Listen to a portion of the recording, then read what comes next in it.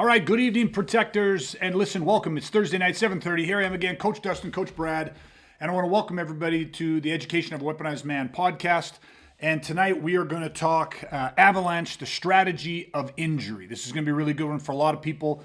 One of the questions we get all the time, right, is how do you take down bigger, stronger people, or how do you terminate when you're outgunned and you're outmanned? Well, tonight we are going to talk about how we do this. So stick with us, back in 30 seconds. Hey everybody, for those of you that don't know me, my name is Greg LaBeouf, and I'm sharing insights for how I went from the victim of a brutal attempted murder to weaponizing my mind and body, mastering the tool of violence so that I can protect myself and my family from violent criminal assault, and how for the past 30 years, I've been helping good people just like you do the same. Welcome to the Education of a Weaponized Man podcast. All right, okay, so just before the intro, I said that we're going to talk about Avalanche, the strategy of injury. And there's a lot of different ways we could go with this, but let's first, as usual, let's set some context to this.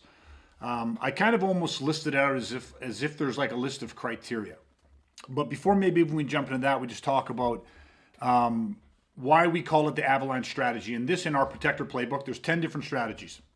If you learn these 10 strategies are the solution. It's the antidote to any problem that you're going to find in violence. And any of the bad guy blueprints, the way that these bad guys, you got to remember, they have a plan, right? How they're organized, they understand, they are trying to perfect their craft for how they murder, assault, rape. And if they have a blueprint, then we have to have the antidote for that. And so our playbook, the 10 strategies, is the antidote for that. And strategy number 4 is the Avalanche strategy. And let me just define it real quick, right? So the Avalanche strategy, by definition, a sudden arrival or occurrence of something in overwhelming quantities. Okay, I'm just going to repeat that again. A sudden arrival or occurrence of something in overwhelming quantities. Okay, so now I'll reference back to that a little bit later because it's going to make a lot more sense. But it's important that we understand, I said that we're going to talk about Avalanche, the strategy of injury. So what are we talking about? Well, first and foremost, when we talk about violence, unlike fighting, violence, you are required to injure, right? You have to actually be able to damage, to injure a human body, right? Why? Because we got to take somebody out of commission. You can't just hurt them. In combat, the goal is never, listen, there's always exceptions to a rule, but in a sport, it is designed to hurt somebody. Like, yeah, you can knock somebody out, but knocking somebody out isn't by design an injury that, now puts them out of the sport. You're not trying to retire people. You're not trying to, willfully injure people. Yes, there's pain involved in it. Yes, you can hurt somebody. Yes, injuries do occur. But oftentimes within a sport, this is why they have rules. One day they allow something, and then all of a sudden 2 or 3 people get injured, and all of a sudden that technique, that tactic, that strategy, whatever it was, now becomes illegal. Why? Because they got to protect the health of the fighters. Because ultimately, fighting is about sports entertainment. And then people say, well, yeah, but there's, what about if I get in a fight on the street? Well, it's not a fight. If you get in a fight is, again, antisocial aggression, meaning that it's ego shit. So yeah, you can get in the fight on the street, but it's ego-based, which you shouldn't, because then you're liable, right? So yeah, a fight, whether it's professionals in a ring or in a cage or whatever you want, is not by design about injury. And fighting in the street, you shouldn't be doing it anyhow. So fighting's a very different thing. Violence is its own language. Violence is about injury. Okay, so again, just kind of trying to set some context with it. But so I think for a lot of people, I'm going to assume that they have no experience with injury, with weaponizing. Okay, so for some of you might have it, but let's just go from a complete ground zero. So now we have to look and say, okay, well, what is the criteria? Like if I just posed a question to you guys and said, okay, you got a bigger, stronger attacker, right? Because we always have to paint the worst case scenario. And then you hope for the best. But in violence, you have to assume you have a bigger attacker. Paperboy doesn't ring your doorbell and ask you to step outside, right? So it's not going to be someone that's the same size. It's not going to be someone that's smaller than you. You're going to have a bigger attacker. And most likely you're going to have multiple attackers. So they're going to be bigger. There's going to be more of them. They're going to be stronger. So they're not just physically taller, but they're physically stronger than you. And here's the big one, they're better. Right? They're better than you. And this is something that a lot of people have a problem with. You say, well, what do you mean they're better than me? Like they're bigger than me, they're stronger than me, but I don't give a fuck because I train. Like I train jiu-jitsu, I'm a black belt in jiu-jitsu. So you're saying that they're better in jiu-jitsu, they're a third degree black belt? And it's like, no, I'm saying that, you know, not only, like, again, we don't want to think style-wise, but like they are better in the sense that they are bigger, stronger, they punch better, they kick better, they wrestle better, they use sticks better, they use knives better, everything is better. So it's not about whether they have a higher belt. It's like, it doesn't matter what you do, they're better. And they're better across the board, not just in one thing. You can't say, oh, they're a better puncher, but I got jiu-jitsu, so I'll counter his superior punching ability with my jiu-jitsu. They're bigger, they're stronger, and they're better across the board. Now, before we get into talking about the injury, I want you guys to speak to how important that concept is. Because I don't want to just say that because people go, yep. And then they just push on from that. But you can't. You have to sit with this for a second because this creates a very big problem. And it's a problem that most people don't have an answer to. So when we're talking about this, when we're starting to set up this criteria, and I say that one of the first things you have to understand, violence is about injury. It's not about hurting someone. You have to fucking injure somebody. Right? You have to actually take them out of commission. Up to and including lethal force. Let's just throw that out there right now. In violence, there's times when you have to take life to preserve life. So you have to be willing to kill. When legally and morally justified, can you kill? If the answer is yes, then you have to be prepared to injure that body to the point of death if it's needed, if it's warranted, right? So when we come to this second part of, okay, they're bigger, they're stronger, and they're fucking better than us. What are your thoughts on that part of it? Right away, my head goes to survivable value, right? Because if it's a situation, well, let me just back up. Because when I think of survival value, if I think that I'm bigger and I'm stronger, I'm faster, I have more skills, that doesn't create. Then I'm not owning the problem.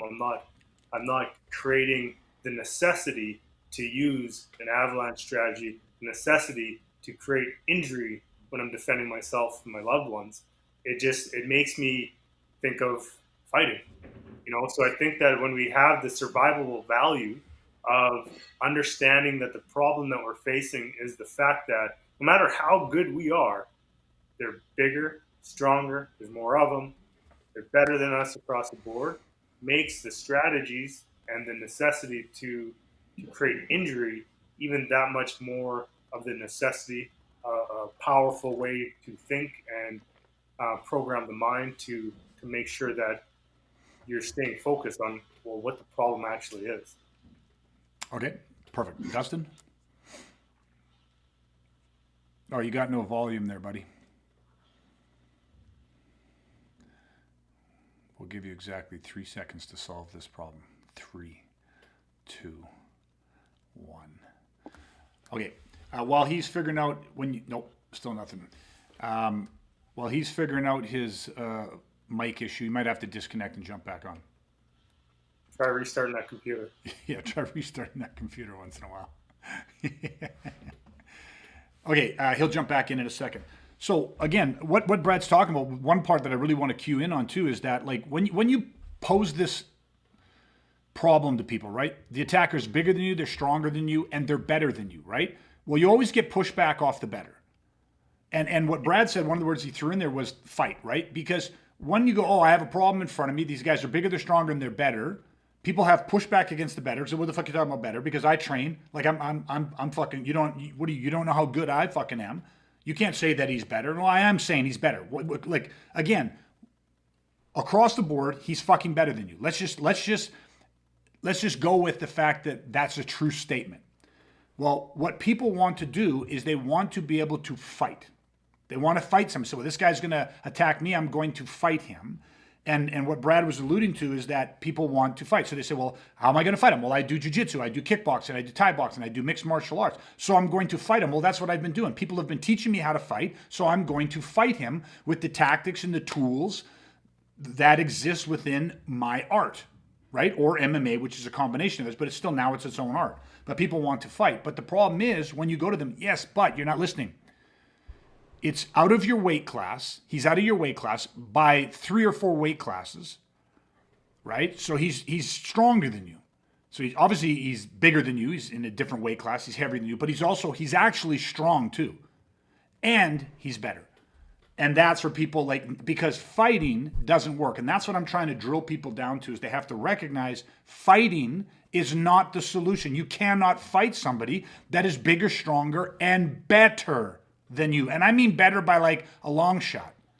Okay. And we'll let Dustin jump in here and see if his audio is fixed. But if I want to roll with Rickson Gracie today, I have less than 0% chance of, I wasn't even going to say beating him. I have less than 0% chance of even coming close to even getting him in anything that could potentially down the road turn into some form of submission. Why? Because he's fucking better than me. And he's not just better than me, he's way fucking better than me. I don't care how old he's getting. You get what I mean? And that people go, well then fuck, what can you do? You can't do shit. But let's sit with that for a second. Dustin, throw your 2 cents in here and let's see if your mic's up now. Yeah, it should be good. Perfect. Yeah, you're good. Yeah. Actually, what I was going to say is kind of what you just sort of finished on, in that it's like when you're looking at something where the other person's bigger, stronger, better, like right away your mind just goes, okay, well then what's my plan? Yes. What's my edge? How am I going to do this? So it shifts the focus because, like you just alluded to, in a sense, it's like if you get in a punching competition, the better puncher's probably going to win. If you get in a kicking competition, the better kicker's probably going to win. If you get in a jiu-jitsu competition, the better jiu-jitsu guy's probably going to win. And probably because there's always one-offs and never say never type stuff. But for the most part, if the person's better, they're probably going to win.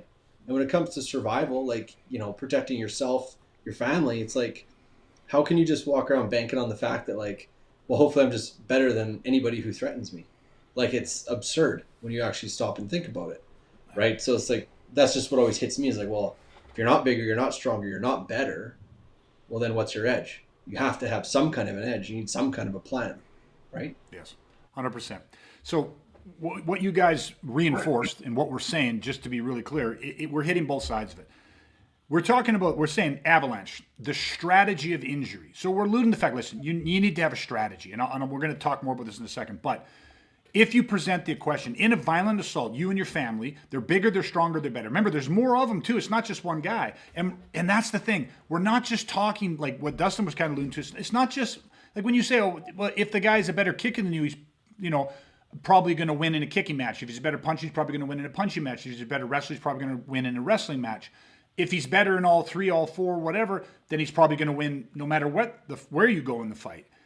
And that for people, they hear that and go, well, he's a little better. But what they're used to doing is saying, listen, I'm the 3rd ranked in the world, and I'm now fighting the 1st ranked.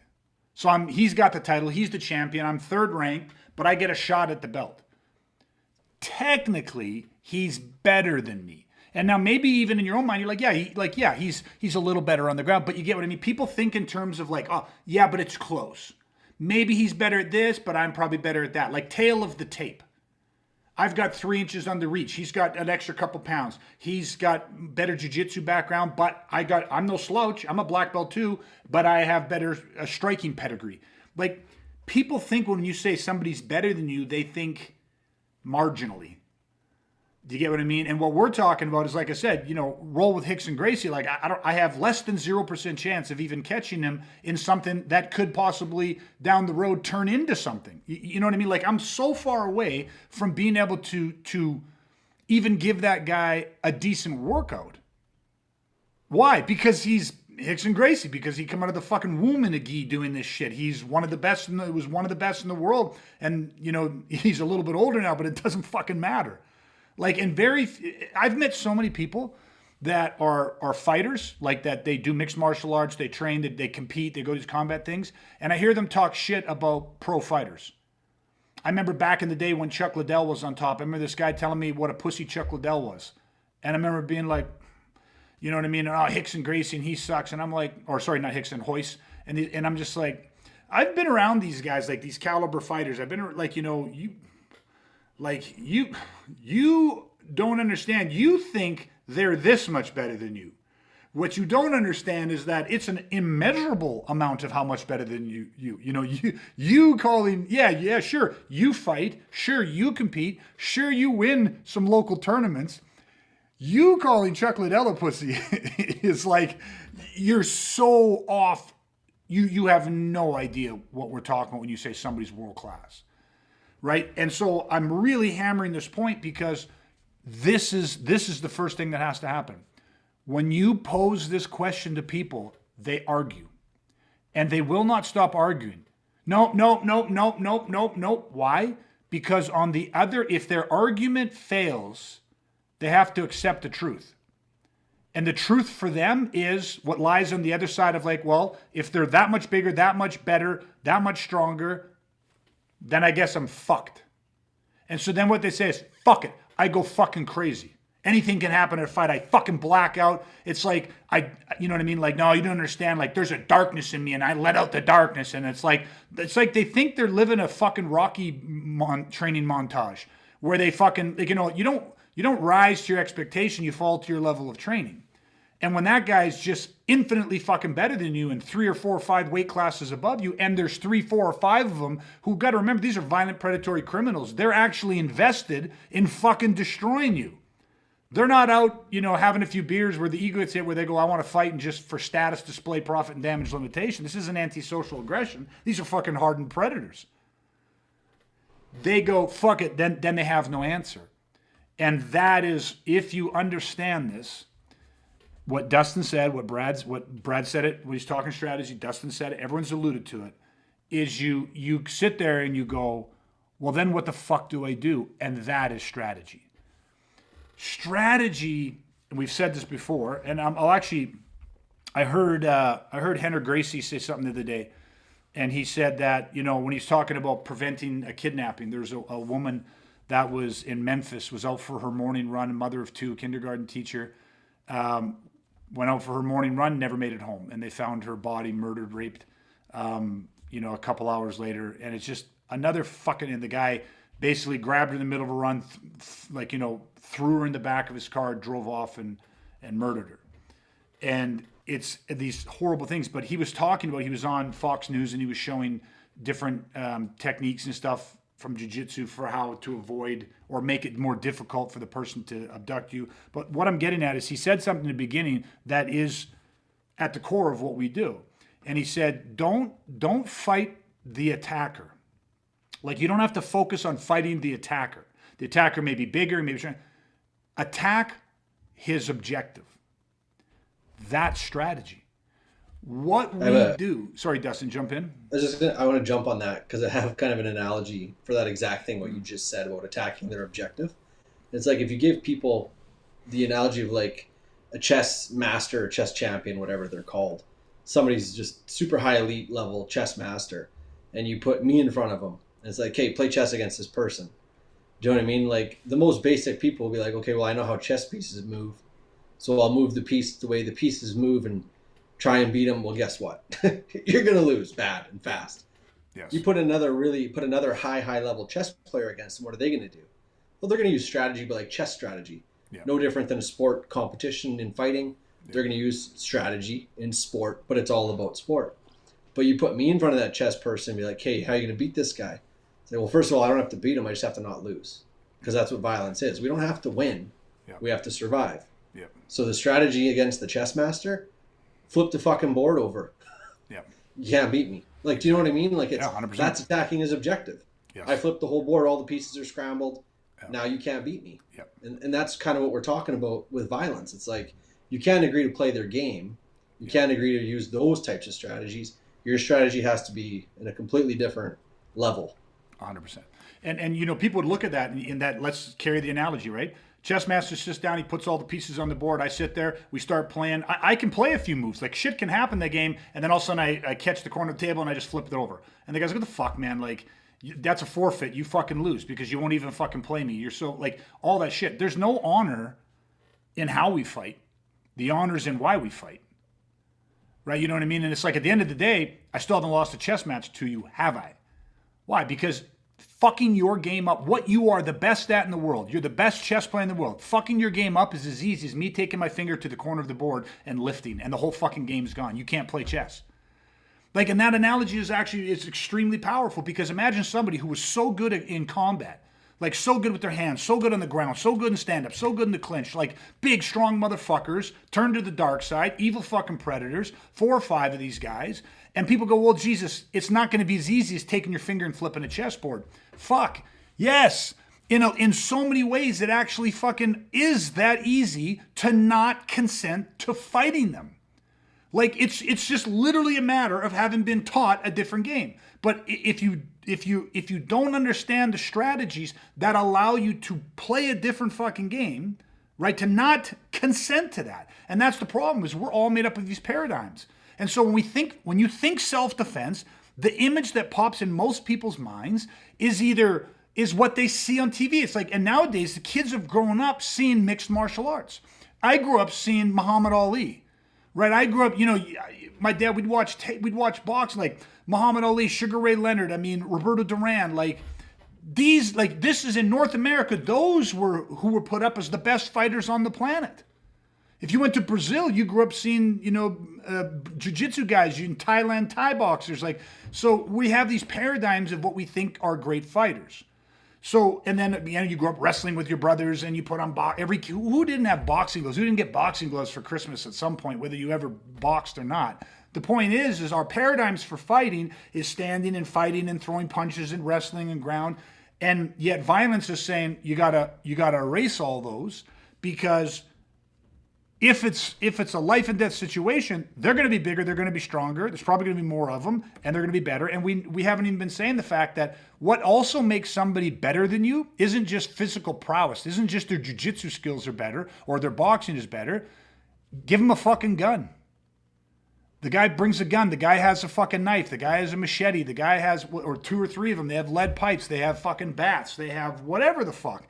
That makes people fucking better. Even if they're not trained in how to use a knife's fucking deadly. A gun can be fucking, all these things can be deadly. So again, it's changing the perception of all of this stuff. So we got to flip the fucking board on these guys. And so again, Avalanche, right? The strategy of injury. So if we understand that, you say, well, fuck, then how do I do this? Okay, I think the next piece of this that helps people get a clear picture of what we're talking about is if I divide injury into, let's say, 3 categories. And I'm not so much dividing injury, I'm dividing the tools that would allow us to injure. So again, we're going to go to the strategies that would allow us to injure. So let's go with the way everybody thinks. Tools, right? Think about it this way. There's 3 different types of tools. There's natural tools, there's design tools, and there's expedient tools. Okay? So what are natural tools? What are the natural tools I have in my body? Strip a guy fucking naked, 3 o'clock in the morning, drop him off in the worst part of town, in the worst fucking country in the world, and that guy's got to fight his way out of that fucking town, city, wherever he's at, right? Gang-infested fucking territory.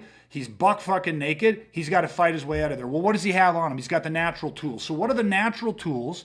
What are the most brutally efficient natural tools on the human body that are good at relaying injury? And just give me a list of a few of them, guys. What are they? Elbows, knees, thumbs. Yeah. Elbows, knees, headbutts. So elbows, knees, headbutts, what we call tie-up, which was SEAL Team 6 was taught tie-up, thumb and eyes under pressure wins fights. You could put in there wrenches and you could put in there chokes. And a choke isn't very ballistic, but a choke is a choke. You choke a guy right the fuck unconscious. Either A, he's incapacitated, you could leave him, or B, you could then relay even more destruction. You could continue to choke him. But our primary ones, if we're talking mass attack in a blitz, is elbows, knees, headbutts, and tie-up, thumb and eyes under pressure. Now, there are specific ways to use those tools. Some people, anyone can throw an elbow, anybody can throw a knee, anybody can throw a headbutt, anybody can stick fingers in the eyes, but that's like saying anybody can throw a football, anybody can catch a football, anybody can run with a football, for most people. But there's a difference between doing it on, out in your backyard with your drunk uncles and doing it in the NFL. So there is a very ballistic, very brutally efficient way where you learn to use your elbows, your headbutts, your knees, and you learn how to, the 3 proper ways to go in and clean out an eye cavity in under a second.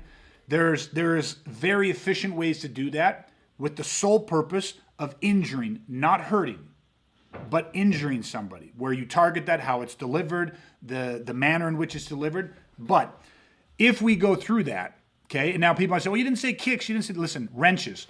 You're seeing in the UFC even now sometimes when you see these guys now taking their lead leg and they're stomping on the other guy's lead leg, they're stomping at the knee joint. And I've seen a couple guys have their knee joints bent backwards. Well, that's wrenching. Whether you're wrenching with, you got a guy's arm extended and you're wrenching with your body, or you're wrenching with, anytime you're taking a joint and you're moving it and putting force in an opposite and opposing direction to which that joint is naturally moves, we could consider that wrenching. Okay, so, and by the way, David, so nice to see you on here, buddy. Thank you always for support. I'm giving you a shout out. Yeah, gross motor skills, awesome, loving it. Okay, perfect. So listen, like these are the natural tools. So elbows, knees, headbutts, tie-ups, wrenches, chokes. Perfect. Okay, right. That's the natural tools. Buck fucking naked, dropped in the middle of fucking third world country. Got to fight you out of it. Now, designed. Well, real quick, what do we get for designed? Combat blade. Yeah. Gun. Okay. So knives. Keep it gross, but knives. What else? Firearm. Knives, guns, and how about explosives? Let's just go with 3. Okay. So knives, anything sharp. What's that? Baton. Yeah, okay. Yeah, baton would be a good one too. So knives, guns, explosives, baton. So edged impact weapons that are designed. Baton is designed. Knife is designed. Now, knife isn't necessarily designed for combat, although there are combat blades. But you get what I mean. These are the designed weapons. Now, you put these in combination. Well, I've got elbows, I've got knees, I've got headbutts, I've got tie-up, thumb and eyes, pepper spray. Excellent, David. I've got pepper spray, I've got guns, I've got knives, I've got explosives. What happens is you start to paint a picture where you start to go, holy fuck, the universe is bigger than just the clinch in a sport, right? You say, oh fuck, cause like, yeah, man, like, and we're just that natural and designed. But we say this analogy all the time, man. If you took 2 MMA fighters and one guy was clearly better than the other guy, but he survived the first round, he gets back to his corner, and then the referee walks over and goes, listen, fuck, dude, you're losing, right? And he slips him a fucking razor blade. You know what I mean? He slips him some brass knuckles that he can tuck underneath his gloves or some of that. Or he quickly sprays, pepper spray on his fucking gloves or on his fingers. And now they go back out. Who are you betting your money on? That razor that he sneaks out and starts slashing at the other guy, handful of pepper spray in the guy's fucking eyes, and as the guy has to flinch, he runs that razor across his jugular, or he goes down and tucks him through the hits him in the inside of the thigh and takes the artery out. Like you can see a shift happening very quickly, but it went from what? Well, it went from 2 guys competing, saying, listen, yeah, I might have to hurt you, I'm trying to win, right? To all of a sudden one person going, fuck this, man, I'm going to start injuring somebody. And then right away, it's, well, that's not fucking fair, and that's it. Well, 2 can play at this game. Remember, in violence, the element of surprise is powerful. I remember Paul used to always tell me, he goes, listen, after a fight, there's 2 ways that you wake up the next day, if you're blessed to wake up. One is you wake up in the fucking hospital room going, fuck, I should have gone a lot fucking harder. Right? Why? Because most of the time you were trying to hurt the guy or not hurt I'm trying to not injure the guy, but at the same time I'm trying to save myself. So you wake up the next day in the hospital going, fuck, I should have went way fucking harder.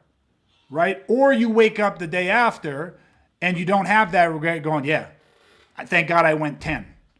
You know what I mean? Like you're just like, fuck it. Judo Gene LaBelle used to have that, when in doubt, choke him out. You know what I mean? Or it's kind of equivalent of like, go fucking 10. Recognize violence for what it is and go fucking 10. Because anything else, you assume that liability and that risk, which is why you put so much emphasis on recognizing the difference between antisocial aggression and asocial violence. Okay, but let's continue with it. Natural, designed, and now let's go expedient. So expedient means it's not designed by nature to be a weapon, right? Like a baton, like a knife, like a gun, and I guess a gun, it can be used for hunting, but it's still designed to shoot and to kill. Okay, so now expedient is anything else. So give me an example of some expedient weapons. Beer bottle. Coffee cup, beer bottle. Hat. Car antennas. Rock, key. brick, hammer, chisel, any kind of fucking tools, tree branch, Listen, the Garbage list can. goes. What's that? The garbage can. Yeah, garbage cans, chairs, doors. Fuck, get a guy's head in a fucking door, slam that. Windows, put him through a plate glass window, break a window, pick up a shard of glass. I mean, toothbrushes. I mean, just go to a fucking prison. I mean, we got correctional officers that work with us, right? Go to a fucking prison and just look at they have a board of all the things that inmates have made turned into shivs. Right? And and you look at that and you say, okay, well, now that's expedient. So now let's put this whole thing together. You've got natural. You've got headbutts, knees, and elbows, tie-ups, thumb and eyes under pressure wins fights. You've got design. You've got knives. You've got machetes. You've got batons. You've got pepper spray. You've got explosives. You've got now expedient. You've got bats and pool cues and, nail files, hammers, hats, forks, bricks, rocks. You've got all this shit. Now, if you start understanding and your perception is to see these things, like that's one thing. Now, when we say these things, those are all tools. Those are just tools. And we know that the hierarchy of importance goes strategy, then tactics, then tools. So the tools are the lowest thing on the totem pole. And why they're so low is because whether I got an elbow or I just use a fork or I grab my wife's nail file or I got a hot fucking tea or coffee, and that goes in there. Like, this is just the tool. But these tools, with the mindset, the right perception, these things, it's not difficult to figure out how these can injure somebody. Now, you could take, let's say this tea now is medium warm. It's not going to fucking scald anybody. When it first got it, yeah, it's gonna fucking burn. Imagine getting that in the face or the eyes. But it's not lukewarm, but it's not hot. But that goes in his face. Hot enough that it gets a reaction for an extended period of time, right? Just gets me a little bit bigger reaction. And in that moment, I use that to slip my knife purposefully to the throat, right? Versus just, I try to slash out at him when he's sitting there yelling at me, fuck, I'm gonna fucking kill you. And there's 2 or 3 guys and they're surrounding me. And I try to just lash out at him. And now maybe I get him, or maybe he has a primal flinch response and he pushes away from danger, so I don't get the shot that I wanted. I didn't get the injury. I relayed some damage, but I didn't get the injury. Well, that can be the difference between surviving and losing. But that tea in the eyes, that buys me a beat to purposefully go for injury and relay maximum destruction with minimal input. Now you start going, well, fuck, the fact that you have all these tools and you think this way, you think beyond skill, you think beyond martial talent. We got to think more than eye shots and elbows and knees and headbutts and frames and all that, and triangle chokes and all that stuff. You now start going, well, yeah, I got elbows, I got knees, I got eye gouges, I got headbutts, I've got, pool cues and rocks and car antennas and fucking ice scrapers and nail files, and I got my combat knife, and I've got, you got firearms, you got explosives, you got all kinds of fucking shit. That depending on the situation, your brain thinks differently.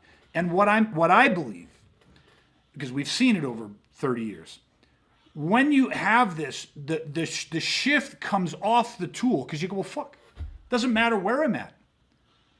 I don't remember the last time, I don't remember the last time I went to a restaurant that didn't have a fork. You know what I mean? And you say something, well, yeah, but sometimes they have plastic forks. Get 3 of the plastic forks, put them together, you got a lot more strength. Depends who you're hitting. And again, the plastic fork doesn't have to create the injury. The plastic fork creates the diversion. The plastic fork creates the ruse, the misdirection. That gives me an opportunity to do something different. Right, to move and get a bigger tool, draw a bigger tool, whatever it happens to be. So my point is that all of a sudden, when you get this natural design and expedient, you're taught to think this way, you no longer have this pressure, and I think there is this pressure where people think one-dimensionally, like, well, I'm as tough as I am as tough. Like, I'm only as tough as my jiu-jitsu. The quality of my jiu-jitsu determines how tough I am.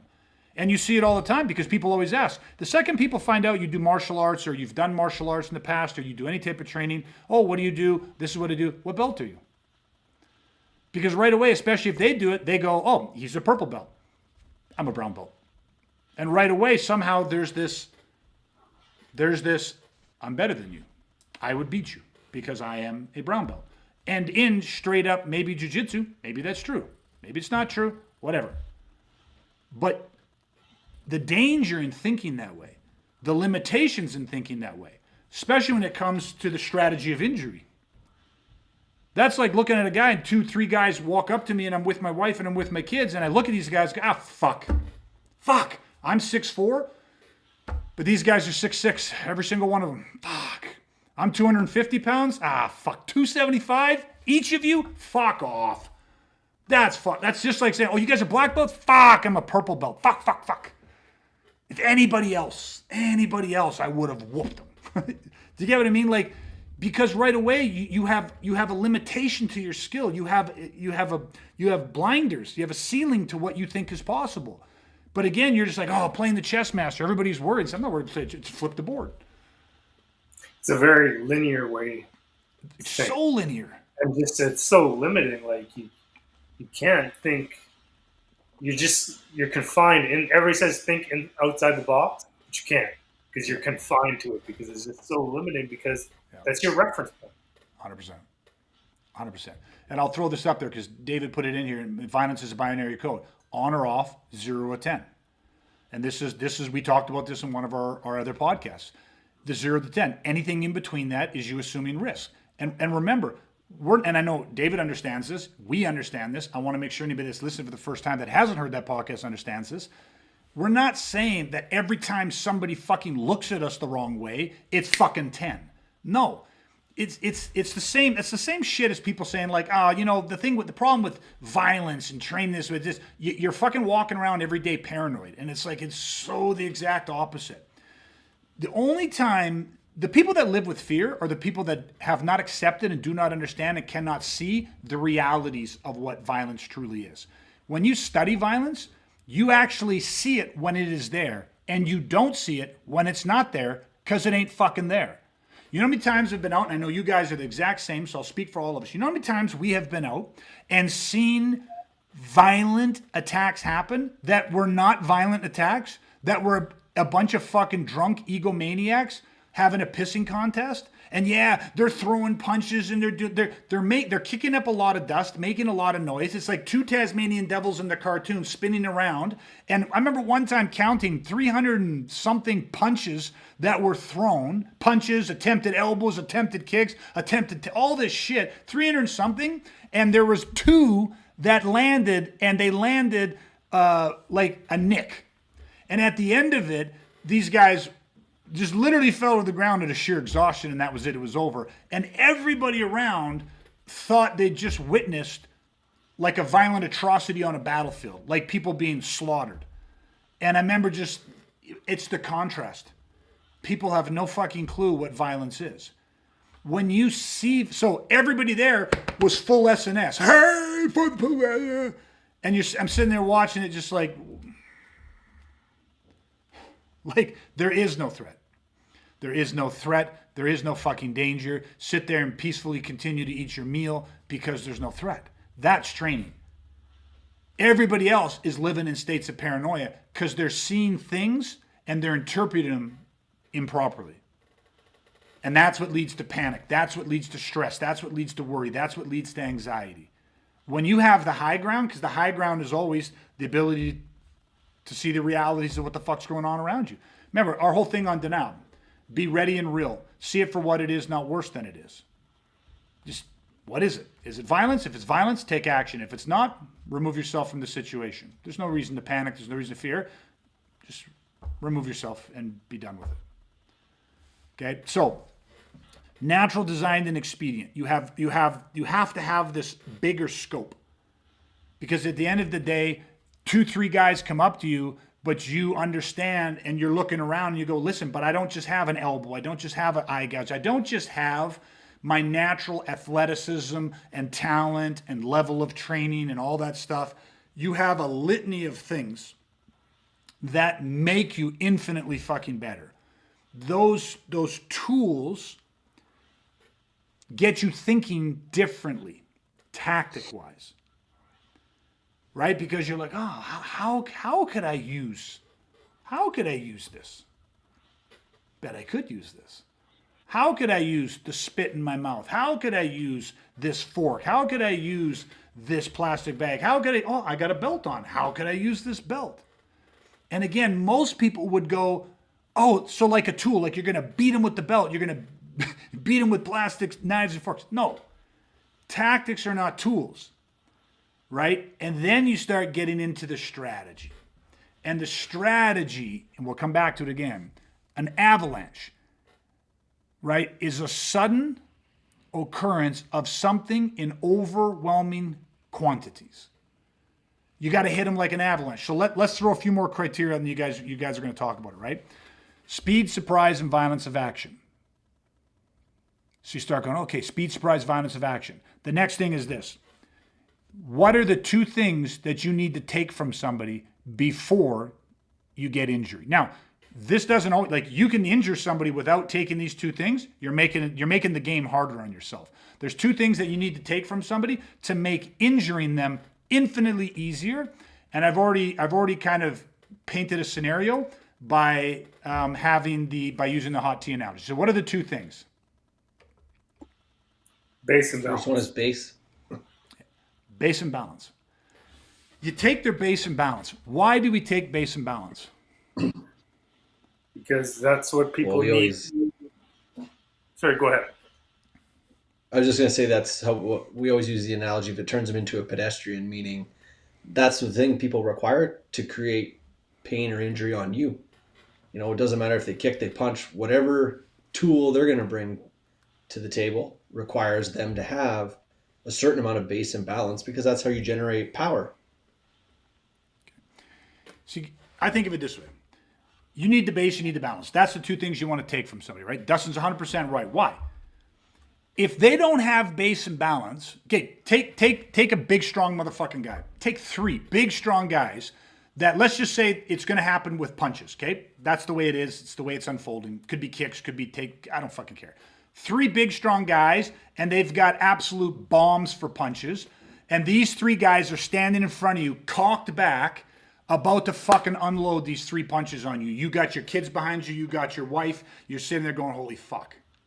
Okay? No matter how good a puncher you think you are, these three big, strong guys, fully capable. Now, all of a sudden, imagine for a second, each of the three guys, you snap your fingers, and they're now balancing on a tightrope 5 feet off the ground. Right? 1 foot in front of the other, balancing on a tightrope. And now they throw their punches. Well, what's one thing that we know right off the bat? The imagery is just a way to anchor the concept here. But the second these guys are trying to balance on a tightrope, they have no power. They cannot, they have the capability to fire a fucking nuclear bomb of a punch, but not when their base and balance is being challenged or compromised like it is. And if people get that, they go, oh, fuck, that's interesting. But then they go, yeah, but what the fuck? What are you, Harry fucking Potter? You're not going to put him on a fucking tightrope. What happens when hot tea gets thrown in somebody's face? What happens when it gets thrown in the direction of their face? What happens when you take a sip of your hot tea and you spit it in somebody's face? What happens? For that briefest of fractions of seconds, what happens? Now, that's going to determine how hot the tea is. The hotter the fucking tea is, the bigger the reaction. If the tea's not quite so hot, the smaller the reaction. So you're talking about fragments of time. But what happens to them? They have a visceral reaction. Oh, you know what I saw the other day, guys? I saw this guy standing there, big ass motherfucker, predatory. You could tell he'd been in prison. He had covered in prison tats. He was standing there, and this guy threw hot coffee in his face, never blinked, never fucking moved, just stood there. Did that happen? No. Why? No. Because it's impossible. Yeah, because human tissue fucking burns. When hot tea gets thrown in your eyes, you have a reaction. Why? Well, that's just human nature. Now, did the tea? How tough you are. Yeah. Hot coffee still burns. Exactly. Now, how many times do you even think something's coming towards your face? I think you have to is you catch something in the glint of your eye, and this is something we've all done. Yeah. Catch something out of the corner of your eye, you think it's coming in, especially people with glasses probably more so, but it's like, oh fuck, you're gonna have that reaction because it's like, well, it's called a primal flinch for a reason, and the primal Our primal flinch response bypasses our cognitive, intellectual, logical thinking. Don't take your eyes off him. It's a fucking trick. Hot coffee in the eyes. Don't take your eyes off him. Don't react. Like, the primal flinch happens. And it happens to all of it's human nature. Now, here's the thing. When you throw the hot tea in somebody's face, and I'm just using this as one example, but when you throw the hot tea in someone's face, is the hot tea designed to injure him? No. Fuck no. Not for me. No. Not for me. Not for you guys. Why? Why don't we? What do we want it to do? We don't want it to injure. Now, can it injure them? Yeah. Fuck yes, it can injure them. It could cause 3-degree burns to their fucking eye tissue in their face. So yes, it can injure them. But that's not why we did it. Because that's not the strategy. The strategy was, why did you do it? Why would you throw the hot tea in his face? Take the You're base trying to down. take base and balance, but also you're trying to take base and balance from someone bigger and stronger. Yes. Right? It's harder to take base and balance. It's easy to take base and balance from someone who's half your size and way weaker than you. Of course, You I don't do it to my necessarily need kids a hot every tea. day. Yeah, Go to fucking bed. I exactly. Tai Chi him. I throw them around, pick them up, throw them on the bed. Go to bed. I steal their base and balance all the time. Right? So yeah, like you did it. Listen, the tea in the face, because you go, you know what I'm going to do? I need to take his base and balance. Why? Because without base and balance, he's a fucking pedestrian. With base and balance, he's a fucking bigger, stronger, better fighter than I am. Or at least that's, like Brad said at the beginning, that's the survivable value. I have to assume that. So the tea in his face gets the reaction. It causes the primal flinch. And when he has the primal flinch, he's not thinking. He's not accessing his skills and his training. And not only can he not access his skills and training in the moment of a primal flinch response, but there's ideally and hopefully there is some pain connected to that, which makes the primal flinch response last longer. So yeah, he gets the hot tea in his eyes. He's having that reaction. In that moment, I buy that moment in time. I buy the beat. And then what does that allow me to do? Now his base and balance is compromised, and I can, in that moment, I can now execute and do something that is, now I can start an avalanche. Now, in that gap, in that reactionary gap that I've created, I seize the initiative. And I put pressure on his body. I become the fucking attacker now. The switch flips because I have an opportunity to go in. And when I go in, speed, surprise, violence of action with an uninterrupted barrage, using the most brutally efficient tools, natural, designed, and including expedient. Meaning, shove your fucking thumb in his eye, and if you understand how to scoop and clean out the eye socket, gouge the fucking eye out. Not gouge the eye. Don't stick your thumb in his eye. Gouge the eye. There's a different way to do this.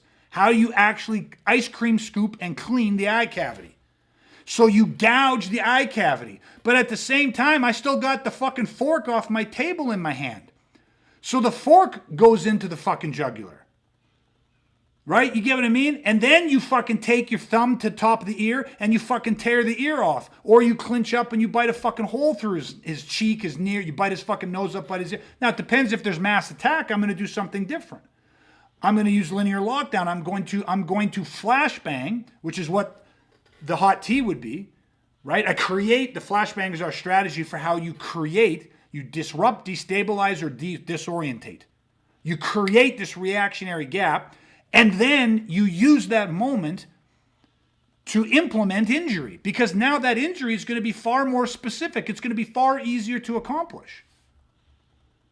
Right? David threw up here a belt, weaponizing the mind and body, talking about using a belt. A belt is a great flexible weapon. A belt has a lot of different tactical applications. But again, you got this belt in your hands. Brad talked about a hat. And people are like, what the fuck is a hat going to do? A hat is a great flexible weapon. Have you ever been snapped in the face with a hat? It doesn't take much training to figure out how to take your hat off quickly and how to use your hat, how to create like a really good snap effect that is not going to injure anyone. So you're going to get less injury than, let's say, steaming hot tea in the face, but that hat is going to overwhelm, destabilize, disrupt, right, them for a period of time where they get that quick little flip in the face.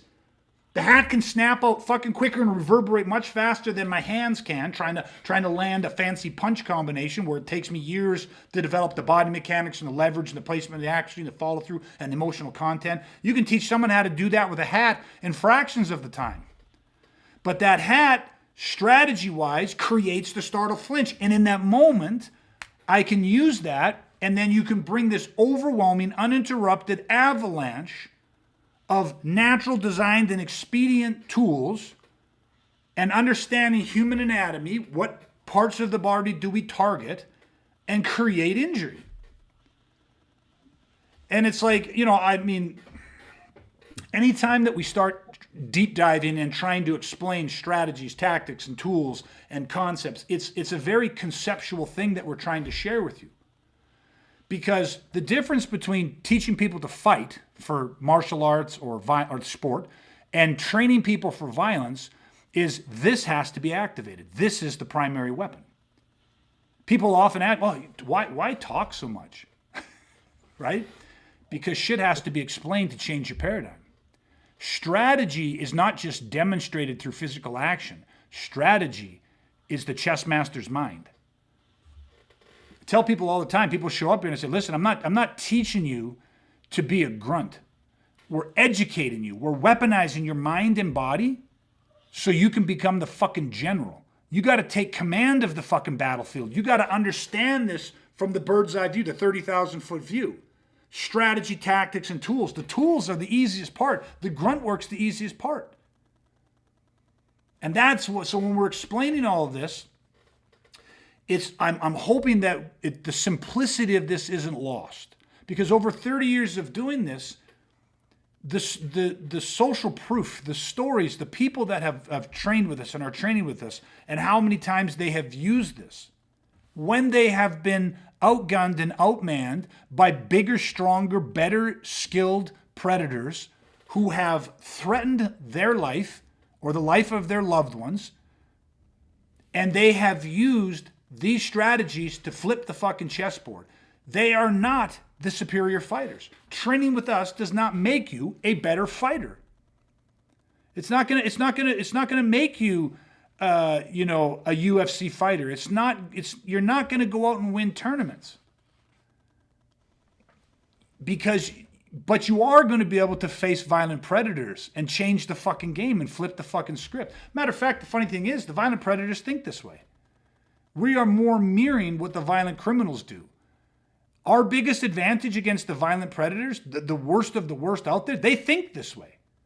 From a lifetime of growing up in violent conditions where their survival depended on it. The thing that separates us is they never see it coming from the wholesome good guy. They think of us as the average.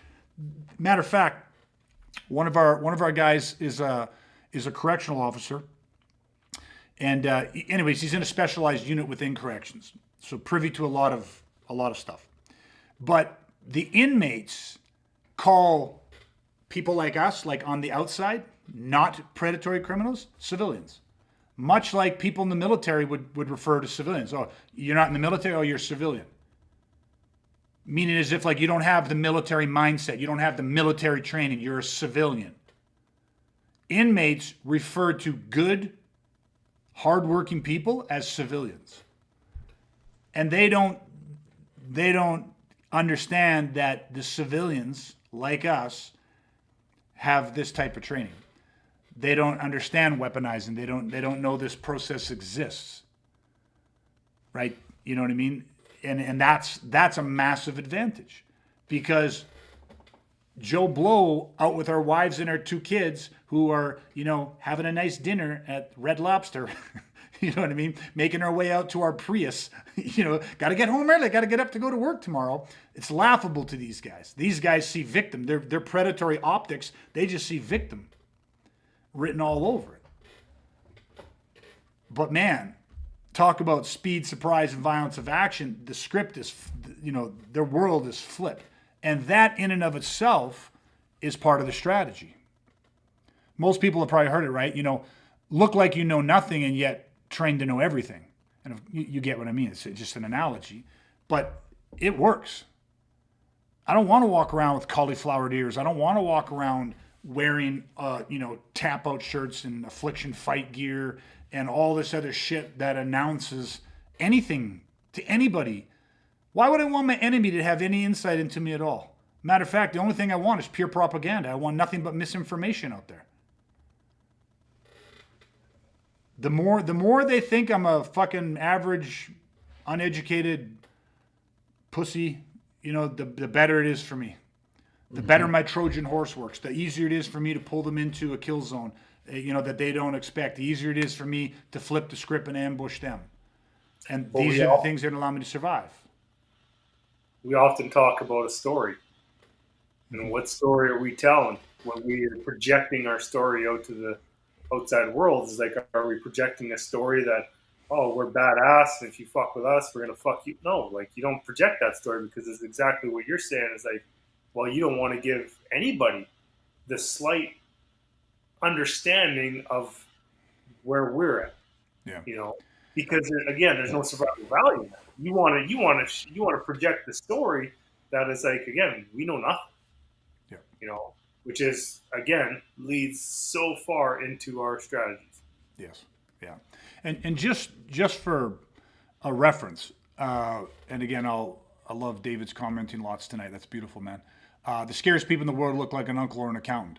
And with having said these statements, because that plays into our strategy, that is 100% what we want. That is part of our strategies. However, you can be the uncle, you can be the accountant, you can be the average Joe Blow on the street, and you can walk and you can have an air of certainty about you, an air of confidence about you, not arrogance, but confidence, an awareness, an alertness. And oftentimes, 9 out of 10 times, predator, that doesn't fit the predator optics. Predators, you got to remember, man, like lions, when they're hunting, lionesses, when they're hunting, they see the herd, they don't target the biggest and the strongest. Although it would probably be a pretty good fucking meal, because they're like, well, look at that one. That one's fucking big. We could probably, that'll probably feed us, for 2-3 weeks here, maybe a month.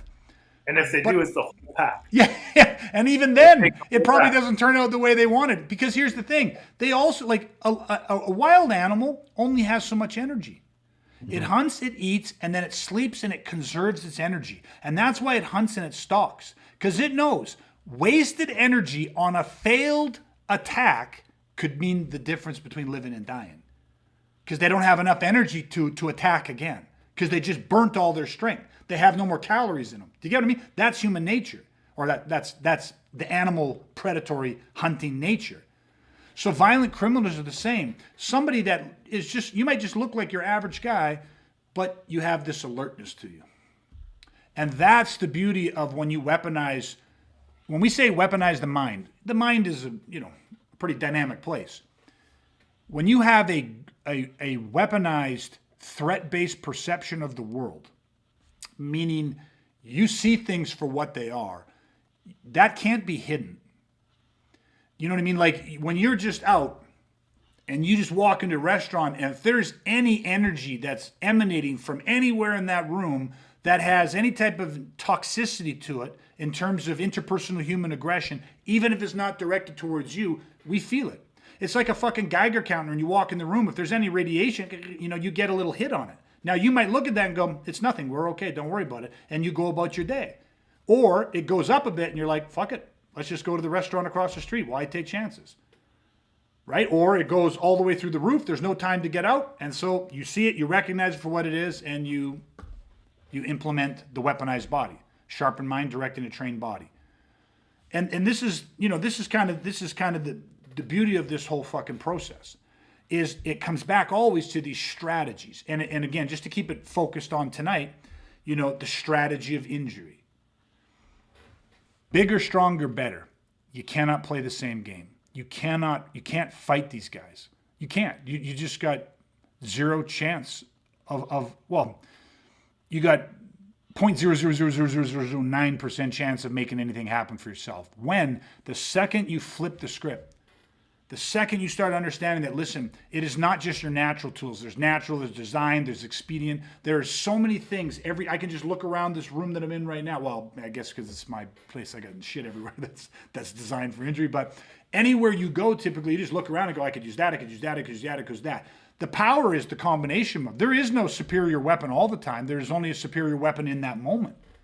There is a moment in time when a nail file is the greatest fucking weapon you could ever ask for, better than a fucking gun. And then a fraction of a second later, 1 degree of difference, and a firearm's the greatest weapon you could ever hope to have. And then a fraction of a second later, 1 degree different, 1 angle's off, and all of a sudden it's having the ability to understand how to eye gouge, or how to elbow, or how to headbutt, or having a garbage can, or having a bar stool, or having a fucking car door, or having whatever it is. It's constantly mutating. And the weaponized mind, the weaponized individual, the weaponized protector does not cling to shit. We move from one thing to the next thing. If you got a nail file in your hand, it's the nail file. And that a second later, it's the coffin. The second later, it's the belt coming out and it's wrapping around his neck. It's the seatbelt in the car. It's just that ability to just bring everything to bear. What's the goal? I can use this hot tea, I can use this belt, I can use this hat, I can do all these things to take base and balance. Take their fucking base and balance. When you take their base and balance by getting a reaction, you have a window of opportunity where you can, with purpose, by design, go in and relay destruction, injure the fucker. And you can do it with relative ease and safety because they don't have the base and balance. So how do we create base and balance? This is what's so interesting.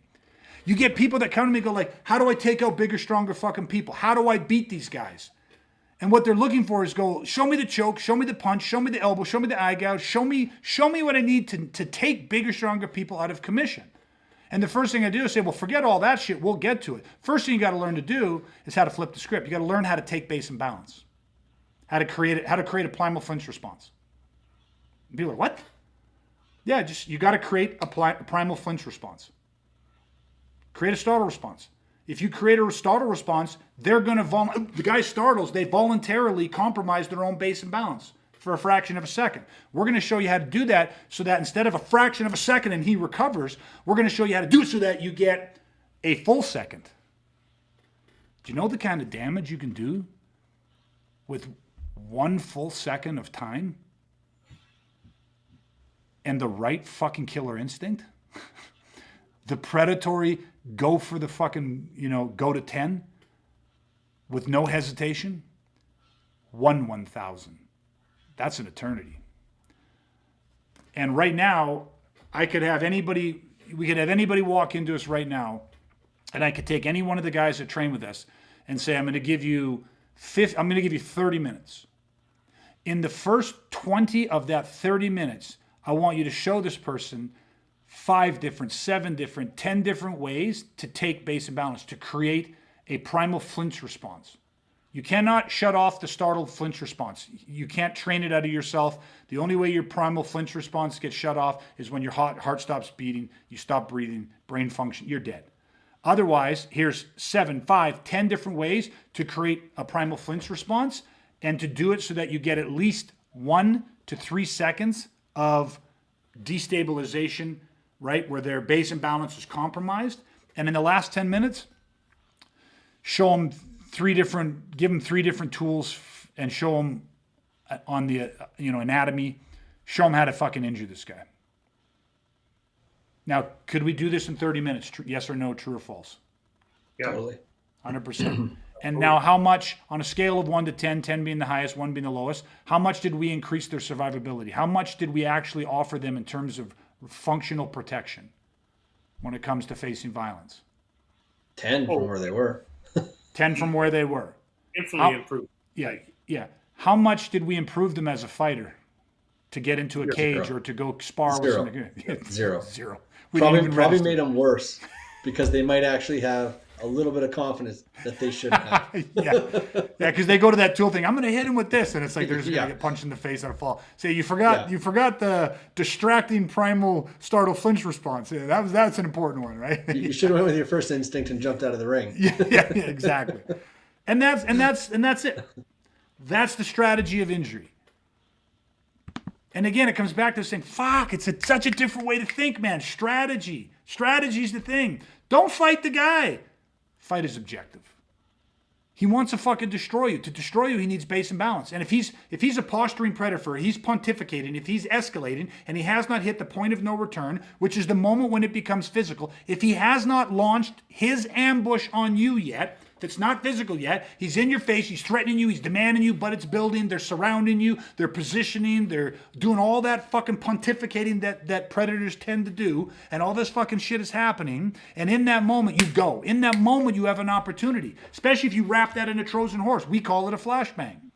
The flashbang creates the destabilizes, disorientates, right? Momentarily, distracts, destabilizes, and disorientates, and in that window of opportunity, we fucking turn it into an avalanche. Now, we got a couple other strategies that we put in there, like a smash and grab and a couple other things that fucking enhance this and make it. We have redundancy on top of redundancy on top of redundancy. So we're not just relying on creating a primal flinch response. Right? The flashbang, the Trojan horse, the smash and grab, then the avalanche. We have 3 different strategies that all synergistically combined to allow us to seize initiative, basically flip the fucking chessboard, and fucking create injury. Then get the fuck out of there.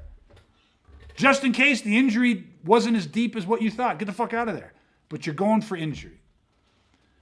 And that's it. Like, in the military, they go into the beginning of a campaign with what they call a shock and awe campaign. They start just fucking carpet bombing, just flying in, boom, boom, just shock and awe, like just fire, shit at people. Our campaign is very much a shock and awe. You know what I mean? Speed, surprise, and violence of action, shock and fucking awe. And by the time that person is figuring out, they're waking up in the hospital going, "What the fuck? I guess I shouldn't have talked. I guess we should have went harder. I guess that's the reaction we want to create. Because at the end of the day, they are the better fighter. They are the superior fighting force. They're bigger, stronger, there's more of them, and they're better than us. No problem. And maybe that's how we'll circle this back around to the beginning. This is the question that most people can't answer. What do you do when they're bigger, stronger, and they're better than you? I mean, we've had over 30 years, how many people have we asked this question to? And so bigger, stronger, well, I'm pretty strong. Like they always are trying to rationalize. I never said you're not strong. But do you know anybody stronger than you? Yeah, I sure do. I got a buddy. Okay, so you do. I don't need to hear about your fucking buddy. You know somebody stronger than you. Yep, oh yeah, for sure. Do you know somebody bigger than you? Oh, yep, definitely know somebody. Do you know anybody better than you? Well, there's this one guy at class, but he got me a couple times, but it was pretty close. I was close. Like it was male ego. We tend to have a very hard time saying, yeah, I've got my ass kicked from pillar to post. Like this is why I always joke around. Like, don't come to me. Like I'm a shitty martial artist. And yet I've been doing martial arts for 30 fucking years. I mean, weaponizing is not a martial art. But before this, I have a black belt. Dustin has a black belt. I was doing kickboxing, sparring partner for, 2 professional fighters. Like, for most people that are training in martial arts, I'm probably still slightly above average. And yet I'm a shitty fucking martial artist. Because in a fair fight, I fucking suck. Right? Like I've just been, to fight fair is really fucking hard. And I suck at it. Like, you go against pro fighters and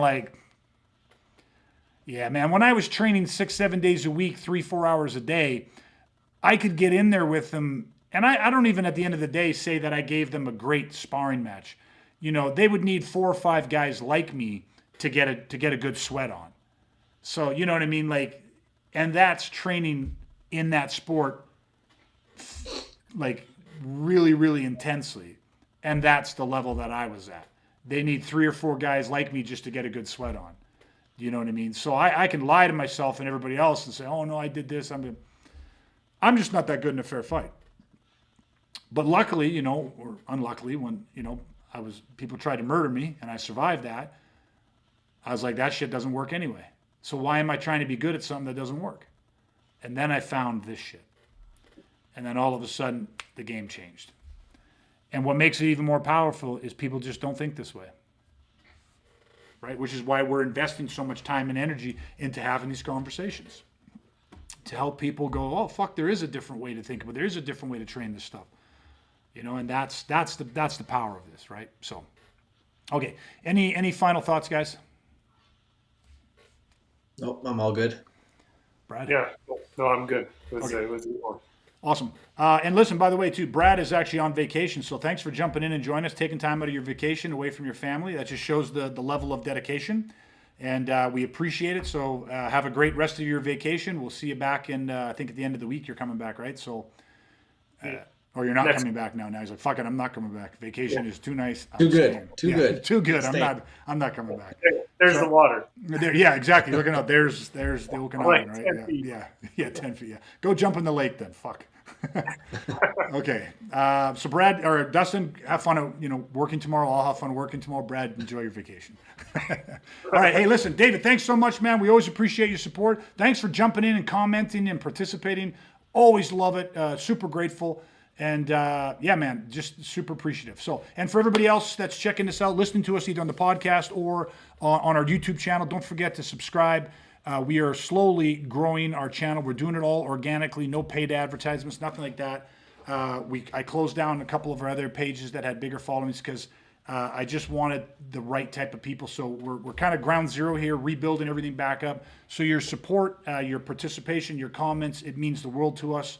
Thank you so much. Share it to anybody else that you think would benefit from this. Help us, achieve our mission of weaponizing more good people to be able to protect themselves, family, and property from violent criminal assault. So that is it, everybody. We will see you soon. So stay safe, stay weaponized, and we will chat again soon. Hey, thanks so much for listening. And listen, if you found this content valuable, here's 3 different ways that I can help you weaponize for free. First, grab a free copy of my ebook, The Education of a Weaponized Man. To get your free copy today, head to ebook.awakentheprotectar.ca. Number 2, you can take a free workshop where you will discover the 10 insights violent criminals don't want you to know. To take this workshop, head to workshop.awakentheprotectar.ca. The third way is to head to my website and check out all of my free-line programs that cover everything from mindset to strategies. To check us out, go to awakentheprotectar.ca. And finally, leave a 5-star review so that we can reach more good people like you who are ready to weaponize and rise regardless.